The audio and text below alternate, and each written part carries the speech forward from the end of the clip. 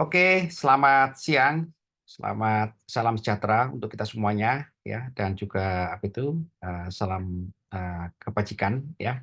Assalamualaikum warahmatullahi wabarakatuh ya bagi kita semuanya ya. Ini sudah hadir ya Pak Riyadi ya, ada Marta Nadifa ya, ada saudara Kolbi Arya, ada saudari Widya, Saudara Sarif, Saudari Eka, Intan, Nadine. Ya, selamat berjumpa kembali dalam mata kuliah metode penelitian. Ya, saudara-saudara, ini juga sangat membanggakan bagi kita semuanya.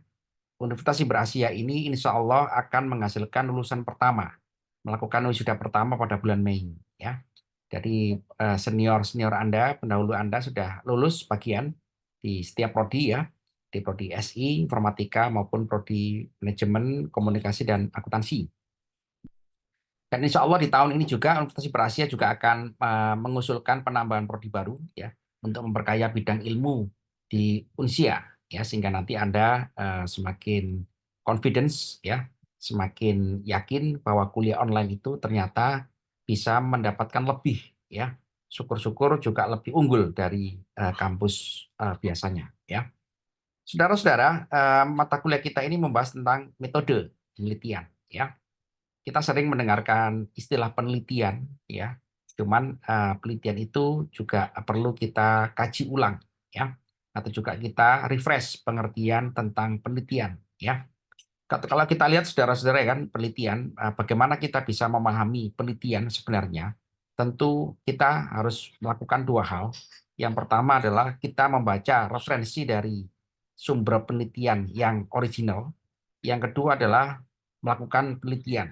Ya, dua hal inilah yang mendorong kita semakin memahami arti pentingnya research. Ya, riset itu saudara-saudara sudah menjadi bagian daripada pengembangan apapun, baik pengembangan negara, pengembangan keilmuan, pengembangan perusahaan, ya, pengembangan kelembagaan, ya kan, itu harus memiliki yang namanya kegiatan utama penelitian, ya.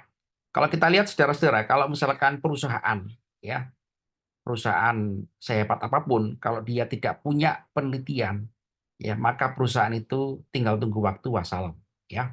Sebagaimana kita lihat ya kan, itu perusahaan-perusahaan besar ya yang terkait dengan perkembangan ilmu pengetahuan dan teknologi kan memiliki divisi khusus ya. Jadi bukan lagi unit tapi divisi atau departemen khusus yang melaksanakan penelitian ya. Contoh ya kan,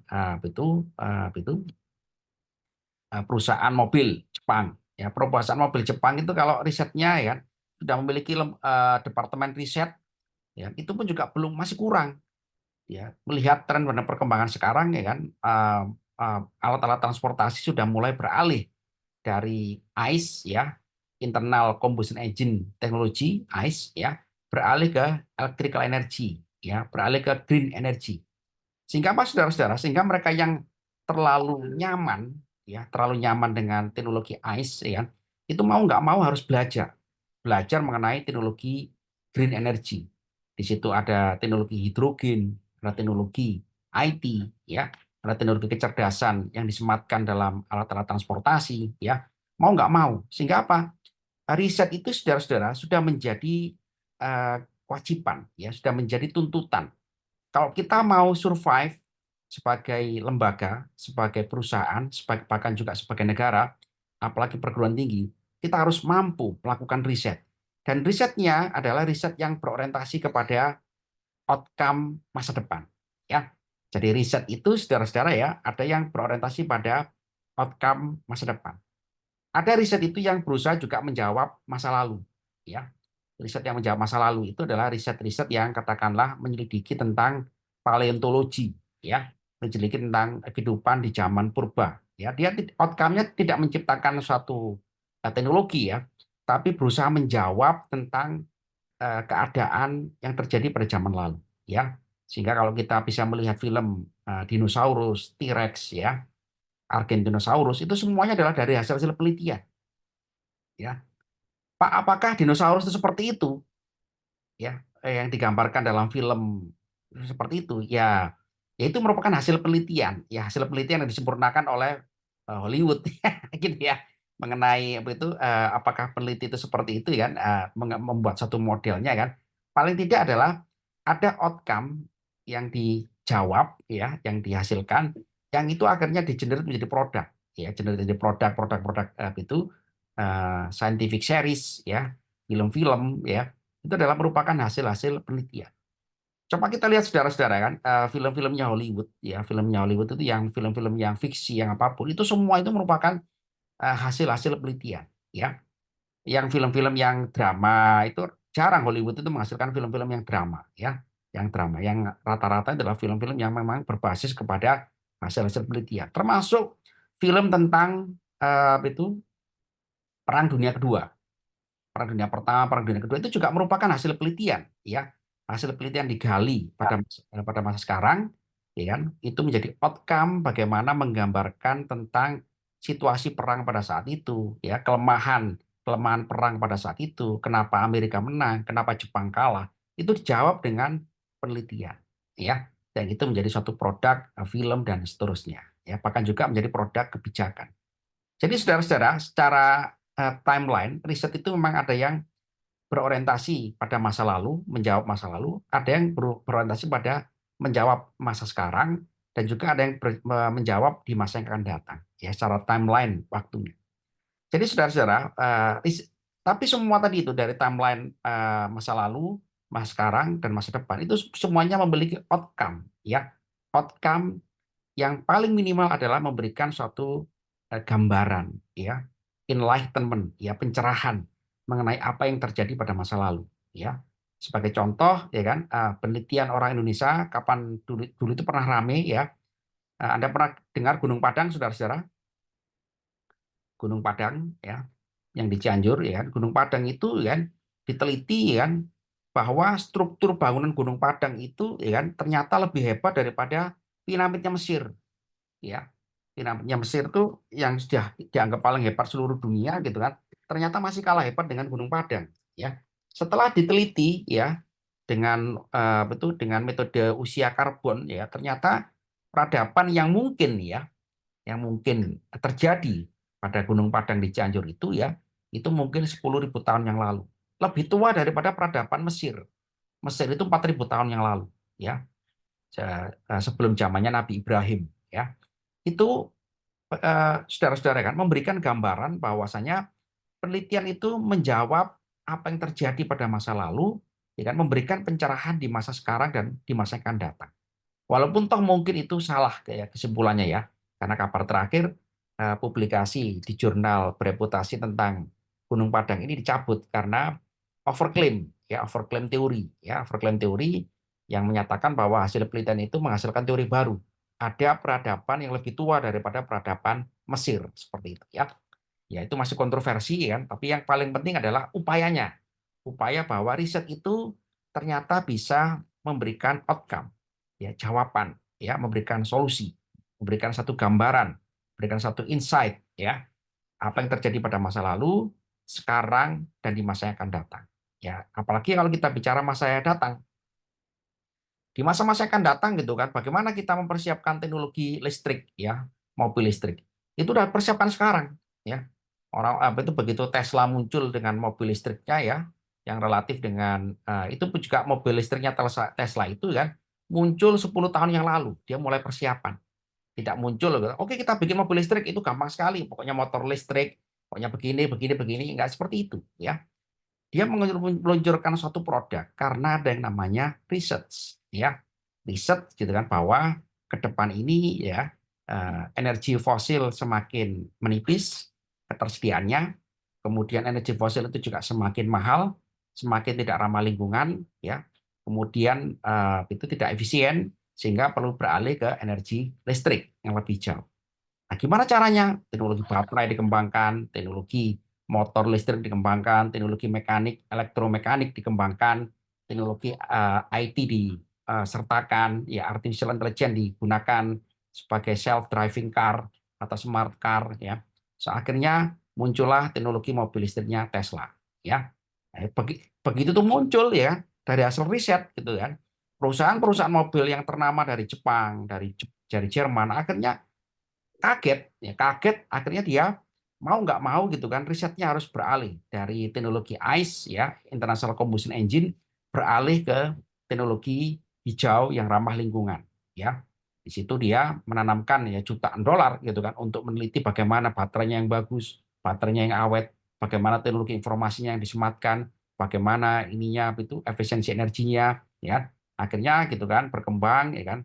Yang saat ini kita lihat ya kan Jerman ya teknologi mobil Jerman menggunakan konsep hidrogen ya berbasis itu eh, apa itu, photovoltaic cell ya mohon maaf ya berbasis kepada apa itu ini apa itu hidrogen ya hidrogen itu apa namanya saya lupa itu ya. Kemudian yang Jepang gitu kan itu beralih ya bertransisi strateginya dia ya dia transisi gitu kan ini kalau kita beralih langsung ke mobil listrik ya sementara pasar saya itu adalah pasar itu rata-rata di dunia berkembang ya di developing countries ya yang affordability price-nya itu masih agak berat ya kan kita harus menggunakan teknologi transisi ya akhirnya apa muncullah teknologi hybrid ya hybrid jadi hal itu sudah sejarah semua itu merupakan contoh-contoh hasil riset ya hasil riset yang sudah kita ketahui dampaknya ya dampaknya dan juga betapa pentingnya riset tadi itu ya jadi riset ini saudara-saudara bukan hanya itu aktivitas utama perguruan tinggi, tapi semua lembaga, ya, semua lembaga itu kan wajib melakukan riset, ya, negara, ya di level negara. Kalau kebijakan-kebijakan negara itu ya nggak dihasilkan kepada hasil riset, ya, yang terjadi adalah kalau negara itu membuat suatu kebijakan, akhirnya kebijakan itu tidak sustainable, ya, tidak berlanjut, bahkan juga bisa berdampak kepada yang namanya kesalahan kebijakan. Sebagai contoh gitu kan di Indonesia ini saudara-saudara ya, ya, ini hanya penilaian awal ya, tapi bukan berarti ya, mungkin juga opini ya. Nikel di dunia ini, ya nikel di dunia ini ternyata gitu kan harganya anjlok ya. Kenapa? Karena semua negara-negara itu berlomba-lomba untuk memproduksi nikel, ya. Produksi nikel ini dibutuhkan untuk membuat baterai listrik. Mari kita produksi, ya, digenjot produksinya. Dikira nanti mobil listrik itu akan banyak sekali menggunakan beralih ke mobil listrik ya menggunakan baterai. Nah, apa yang terjadi? Over supply. Oh ya. Oversupply akhirnya apa? Rugi ya. Nikel yang kita punya ini gitu ya di pasaran ya kan akhirnya ya harganya tidak seperti yang kita harapkan ya. Kenapa saudara-saudara? Karena pentingnya ya kita itu mengambil kebijakan dari riset ya dari riset. Jadi kalau kita mengambil suatu decision ya dari riset ya itu sangat penting sekali ya. Nah, apa itu riset saudara-saudara? Riset itu adalah merupakan upaya ya, upaya sistematis dan ilmiah ya untuk menggali ilmu pengetahuan ya, untuk menemukan ilmu pengetahuan ya, untuk menjawab permasalahan ya. Jadi riset itu adalah merupakan eksplorasi, investigasi, ya kegiatan apanya? Fisiknya, eksplorasi, ya investigasi, ya percobaan, eksperimen, ya berdasarkan metode ilmiah, ya untuk menemukan ilmu pengetahuan baru. Ya, jadi riset itu adalah tujuannya adalah menemukan ilmu pengetahuan baru. Ya, yang tadi gitu ya masa lalu, bagaimana kita bisa menggali ilmu pengetahuan peradaban masa lalu itu berusaha menemukan bagaimana zaman dulu orang itu masak, ya itu harus diketemukan dengan pelitian. Nggak bisa kita reka-reka. Pak, orang dulu itu masak menggunakan alat-alat seperti ini. Kenapa? Ya, karena ada buktinya. Nah, itu akhirnya bisa digambarkan ya. Bagaimana orang dulu itu masak itu menggunakan alat-alat pada zaman itu. Ya. Bagaimana dia memproduksi pangan. Nah, itu juga harus dilakukan riset, saudara-saudara ya. Nah, riset-riset ini saudara-saudara yang berupaya menemukan ilmu pengetahuan yang baru. Ya itu sangat berdampak luas ya apalagi riset itu terkait dengan itu kebutuhan masyarakat secara global ya di bidang kesehatan ya di bidang kesehatan itu kan obat kanker itu belum ya kan mendunia kenapa karena orang-orang berlomba-lomba untuk menemukan obat kanker ya kemudian bagaimana orang menemukan obat AIDS ya obat-obat penyakit-penyakit yang sulit-sulit ya, misalkan COVID yang kemarin itu juga riset ya. Tidak bisa ya kan kita ya kan itu membuat suatu produk ya tanpa itu dilakukan dengan riset ya. Jadi semua produk-produk yang kita lihat yang di dunia itu yang sustainable saudara-saudara, semuanya itu adalah dilakukan dengan cara riset ya.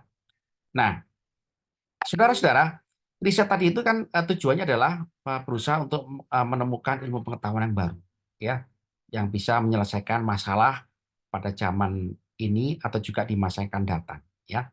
Nah, saudara-saudara, kalau kita lihat gitu kan, apa itu riset itu sebetulnya, ya? Jadi riset ini saudara-saudara ya bukan merupakan kegiatan yang mengulang, ya. Riset ini kegiatan bukan semata-mata mengulang, ya. Karena riset itu adalah bisa kita terjemahkan secara harfiah mencari ulang, ya. Mencari ulang, ya. Mencari ulang itu bukan berarti kita melakukan pengulangan, ya. Research, ya. Mencari ulang. Mencari ulang itu apa? Mencari ulang itu dalam rangka untuk mencari jawaban yang baru, ilmu pengetahuan yang baru, solusi yang baru, ya. Jadi mencari jawaban baru, mencari ilmu pengetahuan baru, ya, dan menemukan solusi yang baru. Tiga ini tujuannya, ya. Jadi semuanya baru semua, ya.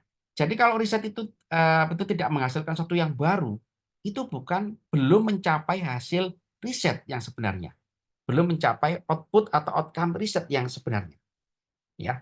Jadi riset itu bisa dikatakan ya kan bukan menemukan roda, ya. Research is not reinvented the wheel, ya. Riset itu bukan mencari penemuan tentang roda lagi, ya. Roda itu dari dulu ya bulat, ya. Roda itu mau diapakan aja ya bulat, ya. Roda itu, ya. Jadi roda itu nggak bisa diklaim hasil riset ya karena roda itu ya merupakan hasil penemuan kebudayaan dengan zaman lalu yang masih kita gunakan di era sekarang, ya. Jadi riset itu saudara-saudara ya tidak berupaya mengulangi dan tidak menemukan sesuatu yang signifikan, sesuatu yang baru ya. Jadi riset itu malah berusaha menemukan sesuatu yang baru ya, yang signifikan yang itu bisa berdampak ya kepada kemajuan atau peningkatan pemahaman kita ya, meningkatkan pencapaian untuk menyelesaikan masalah gitu ya, menjawab suatu masalah gitu kan, menemukan metode baru gitu ya sampai juga itu menjadi ilmu pengetahuan yang baru, sampai menjadi teknologi yang terbaru. Nah, seperti itu ya.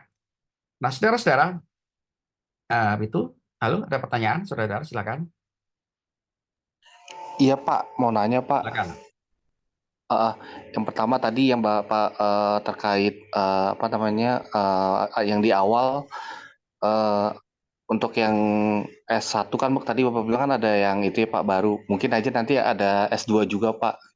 Oh iya, Itu satu. Terus yang kedua yang terkait research Pak. Jadi apakah berarti kalau kita tadi Bapak bicara tentang timeline untuk yang masa lampau, masa kini dan masa sekarang, artinya forecasting juga masuk dalam kategori research ya Pak? iya betul, betul, Oh, betul sekali. Ya, Mas itu mereka apa yang terjadi pada masa yang akan datang. Itu juga termasuk riset. Apa contohnya? Contohnya adalah riset yang dilakukan oleh NASA. NASA itu mengamati meteor-meteor yang bergerak di matahari, sekitar matahari. Ada nggak meteor itu yang nanti nabrak bumi? Itu kan prediksi. Nah, gitu ya. NASA itu saudara-saudara dengan teleskop yang kemarin yang diluncurkan ya, teleskop yang terbaru ya, teleskop apa itu setelah setelah Hubble ya, setelah Hubble teleskop ya, teleskop yang berukuran 4 meter yang ditaruh di luar angkasa sana ya, untuk memotret alam semesta ya, itu ternyata fotonya itu fotonya kurang tajam ya. Ibarat foto itu nggak seperti HP-nya HP sekarang ya. Tapi ini digunakan untuk motret benda yang jaraknya adalah 13 miliar tahun cahaya. Anda bisa bayangkan jaraknya 13 miliar tahun cahaya itu berapa sekian juta juta juta kilometer ya. Satu tahun cahaya itu berarti jaraknya adalah sekian juta kilometer. Anda bisa bayangkan kalau itu adalah 13 miliar juta tahun cahaya. 13 miliar tahun cahaya, mohon maaf. Berarti benda ini dipotret ya kan dengan menggunakan teleskop Hubble ya itu kurang bagus. Ya, kalau Anda lihat di Google image ya, diperbarui dengan JWST, James Webb Telescope, ya JWST. JWST ini saudara-saudara teleskop yang bagus sekali ya, resolusinya sangat tajam dalam motret benda-benda di alam semesta ya. Itu juga merupakan hasil penelitian ya. Pak, apa maksudnya Pak motret ya? Pokoknya butuh lensa, lensanya pakai ini Pak, lensa yang terkenal aja Pak, pakai lensanya merek ini Pak, merek ini, merek A, B, C. Ya, nggak cukup ternyata. Itu kan kalau Anda kita motret semut, ya motret semut itu pakai lensa A, B, C, D, nggak ada masalah ya. Motret bunga, motret kancil, ya di kebun binatang sana itu nggak ada masalah. Cuma kalau ini motret benda alam semesta yang jaraknya 13 miliar tahun cahaya. Nah, itu juga harus ditingkatkan. Bagaimana resolusinya? Ternyata solusinya adalah bukan dari lensa, solusinya adalah dari cermin. Ya, cermin yang menggunakan lapisan emas, ya, emas murni, ya. Kok bisa Pak Ucu cermin menggunakan lapisan murni? Ya, itu hasil penelitian. Hasil penelitian ya bahwa resolusi gelombang elektromagnetik cahaya itu kalau jatuh ke cermin emas itu kan, itu resolusinya sangat terjaga dan tidak ada blur image ya. Jadi resolusinya sangat tinggi sekali. Sehingga apa? Sehingga foto alam semesta itu bisa dipotret dengan bagus ya. Nah, NASA apa yang dilakukan? Salah satu fungsinya adalah memprediksi benda-benda alam semesta yang akan datang ke bumi. Ya meteor mampir, meteor lewat ya kan. Ini kan prediksinya NASA ya itu kan itu galaksi Andromeda dengan galaksi Bima Sakti kita ini kan menuju kepada pertemuan. Jadi bergerak ya. Jadi kalau teorinya apa itu teori Big Bang ya kan antar galaksi itu saling menjauhi ya. Ini ada anomali ya.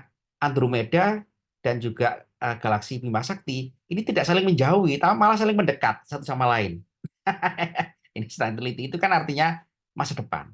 Kapan terjadinya? Ya kita nggak tahu ya, wallahu alam ya, karena itu kan jaraknya sangat jauh sekali. Nah itu salah satu contoh riset yang berorientasi pada masa depan dengan prediksi ya. Karena itu prediksi ya, maka riset tadi kan belum diketahui kebenarannya, tapi boleh dimunculkan kesimpulan sementara ya, kesimpulan sementara. Jadi Pak, riset tadi kan berusaha menemukan ilmu pengetahuan baru. Tapi apakah ilmu pengetahuan itu benar? Ya, ilmu pengetahuan itu bisa dikatakan memiliki derajat kebenaran, tapi tidak bisa kita katakan benar betulan, ya derajat kebenaran, ya derajat kebenaran berdasarkan analisis data yang kita gunakan pada zaman sekarang. Karena nanti bisa berkembang lagi, ya seperti teori Big Bang. Teori Big Bang ya kan, itu banyak sekali anomali-anomali yang terjadi. Kok katanya teori Big Bang semua benda saling menjauhi, ini kok saling mendekat. Nah itu salah satunya ya. Jadi jawab, akhirnya ketemu jawabannya. Ya walaupun jawabannya itu bisa dikatakan sebagai kesimpulan sementara. Ya seperti itu ya. Nah, gitu saudara itu Riaudi ya. Iya Halo. Pak, understood Pak. Thank you Oh Pak. ya, ya ya ya. Oke. Ya, jadi saudara-saudara, riset ini bagi kita sangat penting ya. Jadi Anda yang nanti yang sudah bekerja di masing-masing instansi ya, sebisa mungkin ya memiliki unit riset, unit apa departemen riset.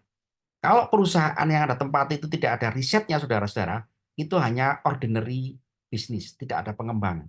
Ya, jadi nanti Anda bisa usul kepada itu komisaris perusahaan Anda masing-masing ya.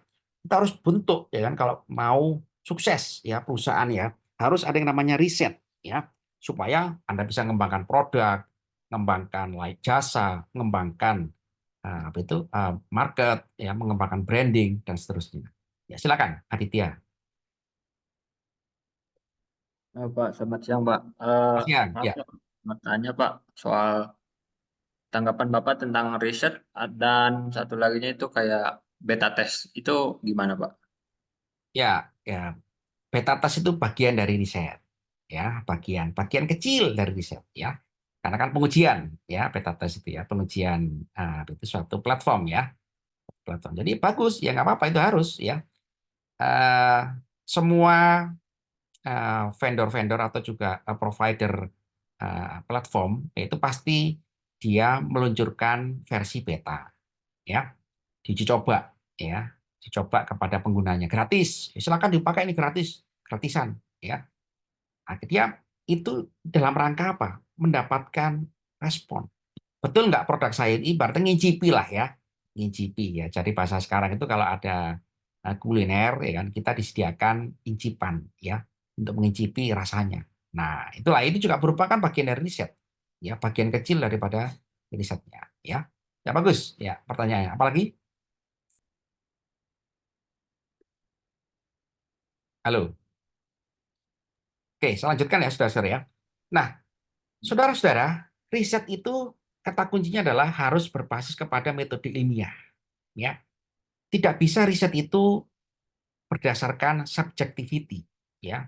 Jadi riset itu karena tujuannya adalah menemukan ilmu pengetahuan yang baru yang terverifikasi dengan metode dan data pada era sekarang, ya.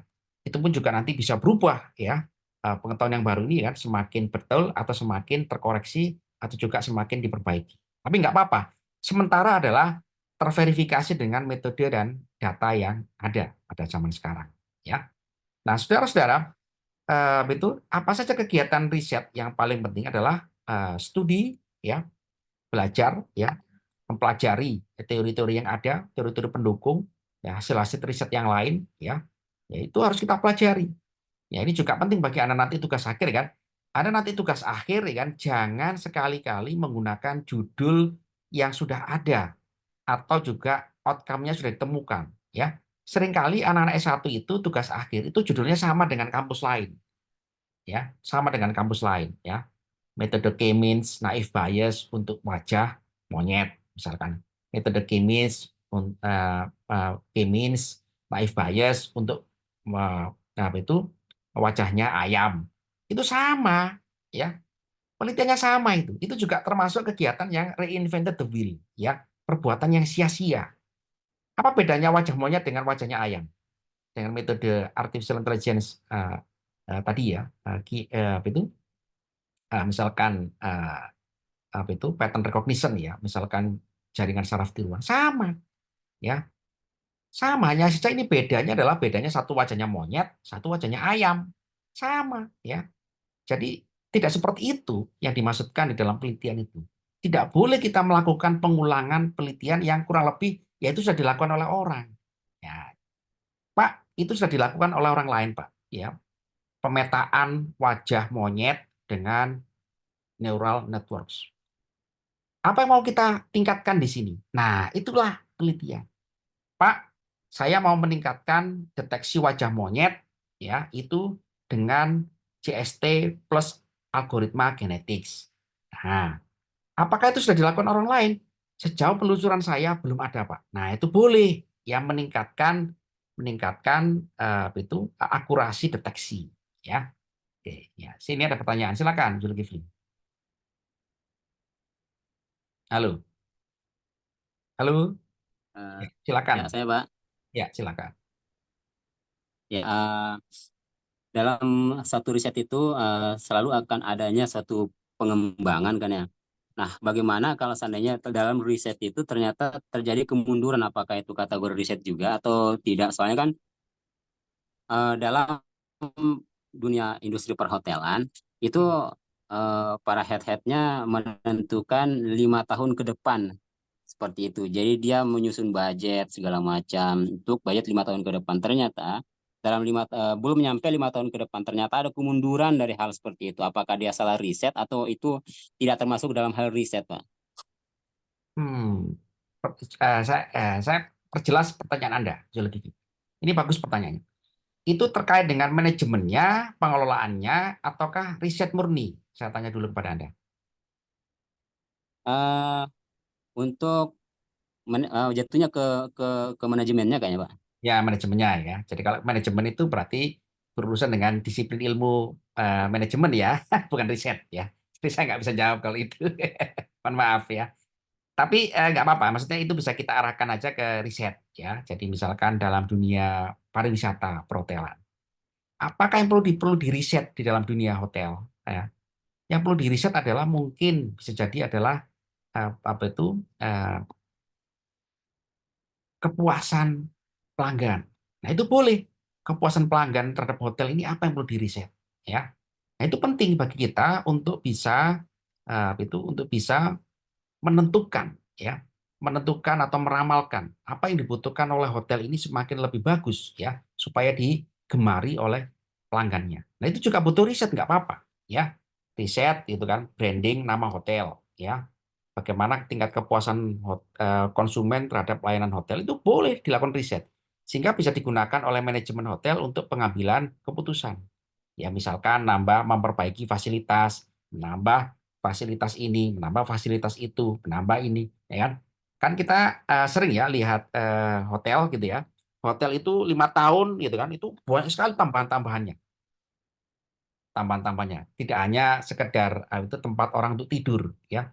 Hotel sekarang berkembang menjadi tempat untuk ya kan, misalkan itu aktivitas yang itu sesuai dengan kebutuhan manusia di era sekarang, ya. Ada outbound, ya. Ada tambahan itu kegiatan-kegiatan yang lain, ya, untuk anak-anak gitu ya. Sehingga ini semua saudara-saudara dilakukan dengan riset, walaupun itu jasa, ya. Walaupun itu jasa, nggak apa-apa, itu bagus itu, ya.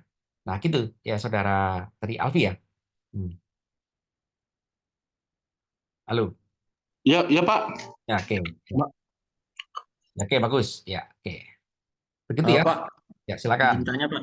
ya, Kalau untuk apa namanya gap riset itu menurut Bapak gimana Pak? Soalnya kan ada nih gap riset Pak kayak pengembangan microprosesor yang dari Silka gitu kan Pak ya, menjadi apa namanya menjadi bismut Pak.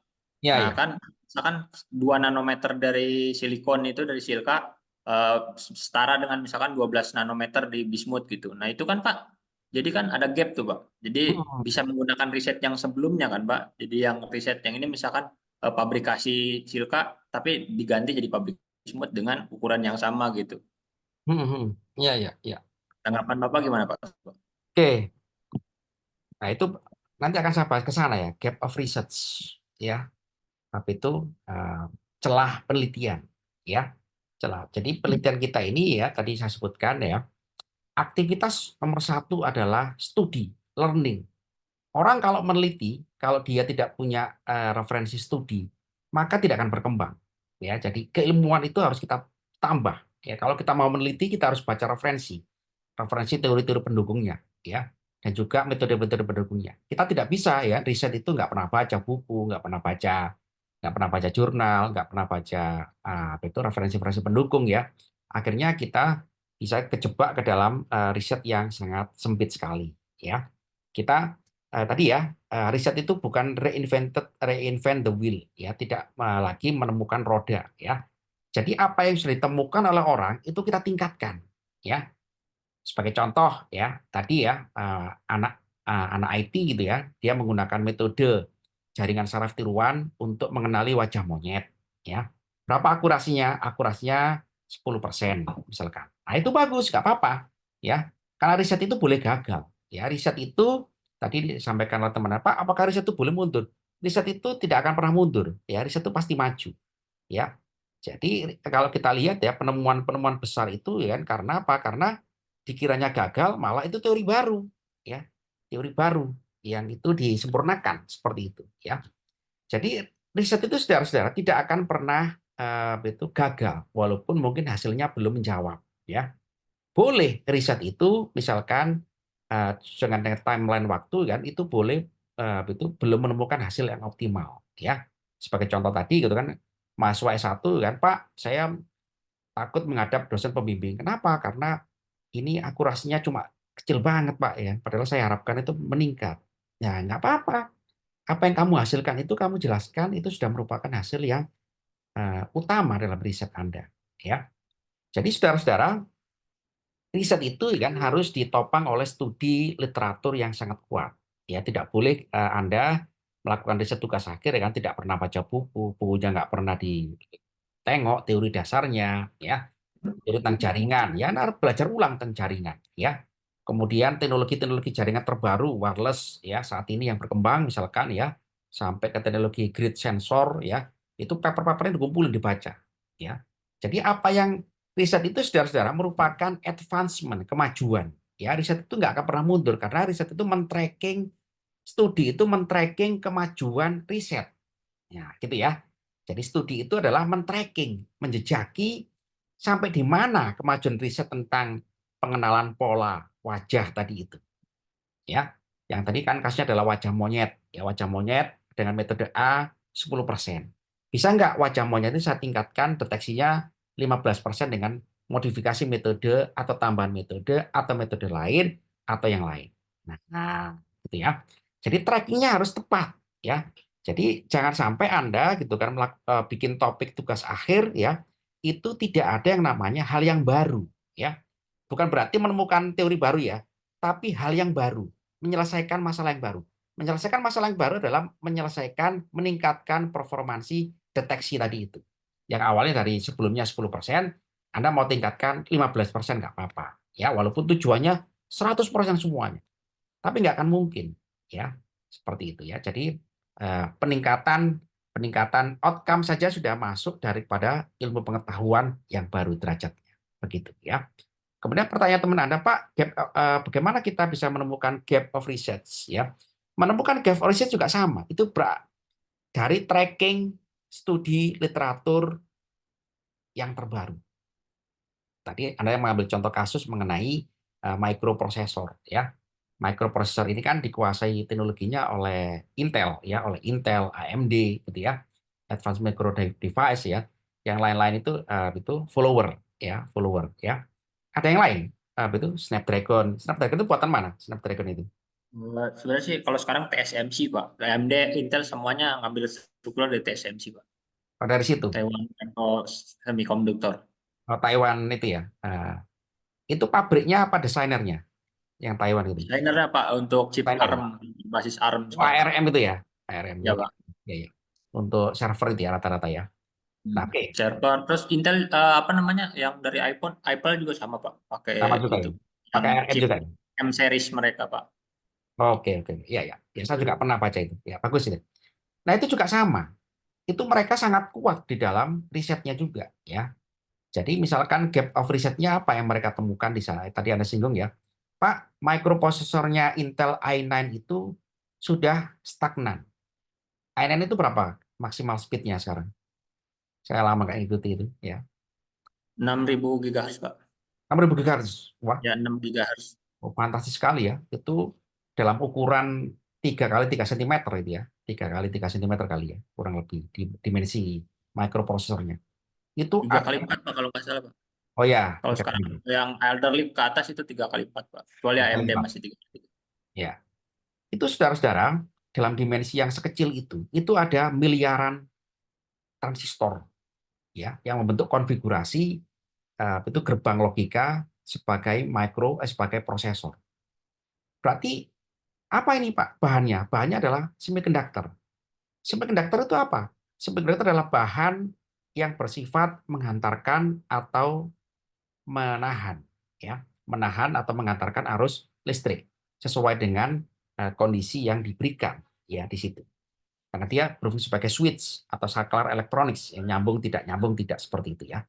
Nah, saudara-saudara, apa gap research yang tadi disampaikan oleh teman Anda? Maka dia men-tracking dulu teknologinya Intel. Intel ini apa? Ya, Intel ini sudah menguasai dunia, ya. AMD juga sudah menguasai ya. Kemudian yang lain follower ya. Nah, tadi perusahaan Taiwan tadi itu yang disebutkan teman Anda men-tracking permasalahan, men-tracking kemajuan dan permasalahan. Dari situlah dia menemukan gap of research ya, yang berusaha diselesaikan dengan prosesor usulannya dia. Nah, apa? Ya itu perlu kita pelajari lebih detail lagi ya, tapi secara sekilas ya bisa jadi macam-macam ya. Bisa jadi adalah Pak, microprosesor Intel itu bagus tapi boros energi listrik. Nah, itu kan juga masalah. Itu juga gap of research ya. Apa akibatnya kalau boros energi listrik? Ya, ya berarti device kita akan drain ya. Laptop kita akan gampang charging, akhirnya gampang panas. Gampang panas, timbul masalah macam-macam masalahnya ya. Ada floating yang berubah, floating numerical yang berubah dan seterusnya ya. Kemudian juga AMD itu mengambil pasar segmennya adalah kuat di dalam mengolah data-data grafik ya. Masih sama AMD itu masih di grafik juga AMD itu prosesornya. Masih, Pak. Nah, itu juga sama, dia di tracking apa keunggulan dan kelemahannya AMD. Telusuri sama dia gitu kan, dicari kelemahannya apa kalau dia ngolah data grafik 3 dimensi, apa kelemahannya. Nah, itu juga sama. Itulah ketemu yang namanya gap of research. Ya, dari gap of research ini ya dia mengajukan suatu metode ya untuk mengajukan sebagai solusi. Nah, gitu ya. Jadi gap of research itu kuncinya adalah studi studi satu literatur, kedua adalah studi ya kan mengenai performansi dari suatu produk ya, atau suatu jasa. Ya, begitu ya. Halo, Baik, Pak. Ya, gitu Pak. ya. Terima kasih, Pak. Jadi sama, Anda juga nanti bekerja di manapun ya kan, lakukan studi itu ya. Korea itu bisa menjadi negara maju ya karena apa? Dia melakukan reverse engineering. Anda tahu reverse engineering ya kan? Korea itu kan dulu kan hancur itu. Hancur-hancuran ya. Hancur-hancuran gitu kan. Dia mau punya impian menjadi raja mobil. Ya, dia pasti kalah dengan Jepang di awal-awal. Tahun 60 70-an pasti kalah. Tapi dia nggak putus asa. Dia beli aja mobil Jepang ya kan, dia oprek di dalam ya kan, digeprekin ya, dipukulin gitu kan. Dia tahu dalamnya, oh begini dalamnya ya. Wah, pertama dia tiru ya, ditiru secara vulgar ya. Ditiru vulgar ya kan, mobilnya hancur rontok. Ya kenapa? Ternyata campuran alloy metal itu tidak sembarangan. Ya, orang Jepang itu menyembunyikan. Kita aja yang udah puluhan tahun di Indonesia ini kan meniru mobil Jepang kan itu nggak bisa. Kenapa? Karena memang ada rahasia di situ ya. Ada rahasia campuran alloy ya, metal, aluminium yang itu konstruksi utama dari suatu engine. Nah, itu juga sama. Tapi mereka nggak putus asa. Reverse engineering, pelajari apa dalamnya ini, bahannya ini. Oh, bahannya ini. Coba, oh lumayan kuat. Coba lagi, oh kuat. Oh, coba lagi gitu kan. Oh, ternyata lebih kuat.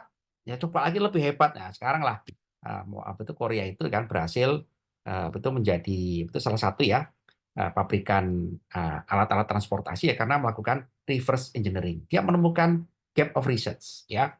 Dari model yang pertama gagal, model kedua gagal, dan terusnya nggak boleh berhenti ya. Jadi riset itu tidak akan pernah mundur selama kita bergerak terus akan meningkatkan performansi dari suatu produk atau suatu jasa. Ya, lalu saudara-saudara, Ya, Pak. ya gitu ya. Nah, tadi saya baru dua kegiatan tadi ya, studi dan observasi. Ya, ini udah jam 3 tiba-tiba. Ya, oke. Nah, saudara-saudara, begini, minggu depan saya lanjutkan nggak apa-apa ya, minggu depan. Baik, Pak. Oke ya. Di Minggu depan hari yang sama, Pak, atau gimana, Pak? saya tawarkan kepada Anda hari Senin sampai hari Jumat boleh. Jam berapa kira-kira Anda bisa? Ya, nanti bisa Anda tulis di posting ya kan, Pak kami bisa hari ini Pak. Nah, gitu boleh ya, boleh ya, ya. Jadi betul.